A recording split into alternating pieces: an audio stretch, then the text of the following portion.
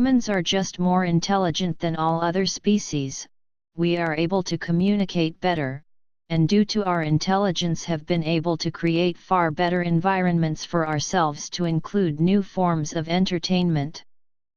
But we still have earthly traits, those that deeply link our species together, the survival of the fittest. Like most species on Earth, humans have a built-in sex drive, it a normal natural trait that helps a species survive. This means that we are all naturally non-monogamous and it's not natural to stay with one partner. But we have laws and rules and created moral standards geared towards persuading couples to remain faithful and stay together. When only 1,000 or so years ago a man was allowed to have more than one wife. In some cultures this is still so, with that religious culture thinking it's God's law to do so. Man has many bad traits: selfishness, killing, stealing, lying, rape, boogery, that are earthly traits natural to the animal kingdom, part of the process of survival and evolution. Man has rightfully tried to create lawful societies, as there is a need, as many humans cannot act civilized due to selfishness and a lack of care. There are few humans that have not been tempted to steal, or to break a moral standard. Mankind has created a modern commercial organizations where there is great competition to get to the top rung, to earn much more money than you can spend, where survival of the fittest still is the reigning factor. In fact, man relates the factor to most competitive things that he involves himself with: the world and its despots. Since the first tribes were formed, mankind has needed administrative leaders. Mostly these leaders gained position by strength and guile. As with packs of dogs, wolves, the strongest member became the leader of the pack. As time went by and humans grouped in larger communities, intelligence and wealth started to play a more important role in the choice of leadership. Leaders could raise private armies and invade other communities to gain land and more subjects to pay taxes to increase their wealth.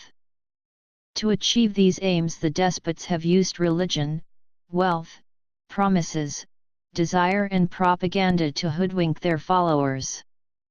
Dictators like Hitler have indoctrinated their fellow countrymen and have used the education system to brainwash the new generations. This, however, is not a new approach, as throughout the centuries the religious sects have used education as a means of brainwashing throughout the world. A member of the USA government at the end of the Free Iraq War made a very interesting statement about the education system in Iraq, that there was a need to change all the education books. It would seem children had been subjected to brainwashing by the deposed government. Communism early in the 20th century was thought by some to be the answer to a way to achieve utopia, but within a short time after the Russian Revolution the world was shown what happens when the despots take over. Power, greed changed what had been seen as a good ideal and way to achieve utopia into a completely different animal. Bloodbaths and restricted freedom had nothing to do with the original plan. They even changed the history books and disallowed freedom of thought. The problem is there are still despots in the world's poorest countries trying to brainwash the less educated citizens that communism is the way forward. Of course, these despots will want to live a life of luxury once or if they gain power. The peasants, of course, will remain subjective peasants.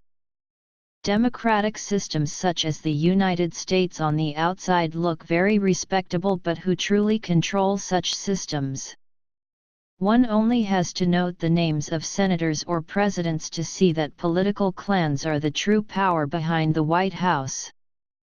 Members of the clans are involved in USA industry commerce.